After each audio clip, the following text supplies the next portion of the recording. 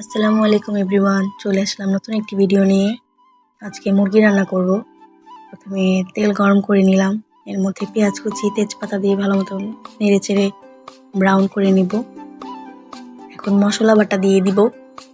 এখানে ছিল আদা রসুন আর গরম মশলা একসাথে করে বেটে নিয়েছি।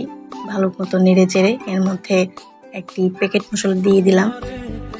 এখন পরিমাণ মতো একটু হলুদ দিয়ে ভালো মতো নেড়ে চেড়ে নিব। অল্প একটু পানি দিয়ে দিব যাতে করে মশলাটা পুড়ে না যায়।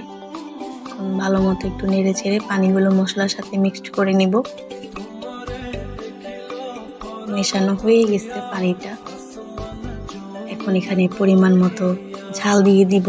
আপনারা ঝাল কমিয়ে বাড়িয়ে নিতে পারেন আপনাদের টেস্ট বাট অনুযায়ী। এখন আরেকটু অল্প পানি দিয়ে দিব। ভালো মতো কষিয়ে নিব মশলাটা। মশলা যত ভালোভাবে কষানো যাবে তত বেশি টেস্ট পাওয়া যাবে। মশলা কষানো হয়ে গেছে। এখন এখানে আমি 1 কেজি পরিমাণের মুরগি নিয়েছিলাম, 250 গ্রামের ছোট আলু নিয়েছিলাম, ভালো মতো কেটে ধুয়ে নিয়েছি। এখন এটা মশলার মধ্যে দিয়ে দিলাম।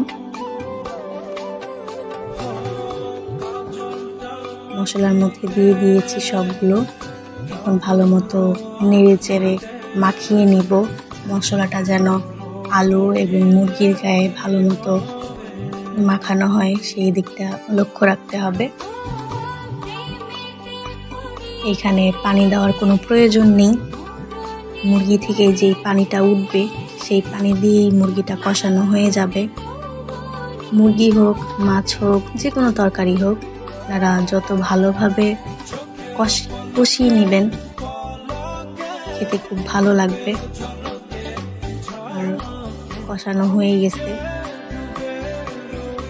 যখন উপরে তেল ভেসে উঠবে তখনই বুঝতে হবে কষানো হয়ে গেছে। ভালোভাবে কষিয়ে নেব। এখানে মাঝে 2-1 বার নাড়াচাড়া দিয়ে নিতে হবে যাতে নিচে লেগে না যায়। পুড়ে গেলে খেতে ভালো লাগবে না। আমার মুরগি কষানো হয়ে গেছে। এখন 2 কাপের মতো পানি দিয়ে নিলাম। ঝোল বেশি খেলে পানির পরিমাণ বেশি দিতে পারবেন, যদি কম খান আপনাদের অনুযায়ী এইভাবে দিয়ে দিবেন।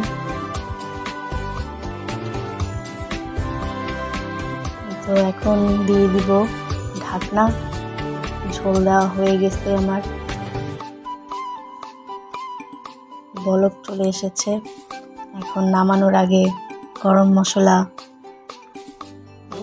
বা জিরের গুঁড়া যেটাই হোক দিয়ে নামিয়ে নিব। তো রান্না আমার কমপ্লিট। পরিবেশনের পালা। পরিবেশন করে নিলাম ঝটপট মুরগি রান্না। আসসালামু আলাইকুম।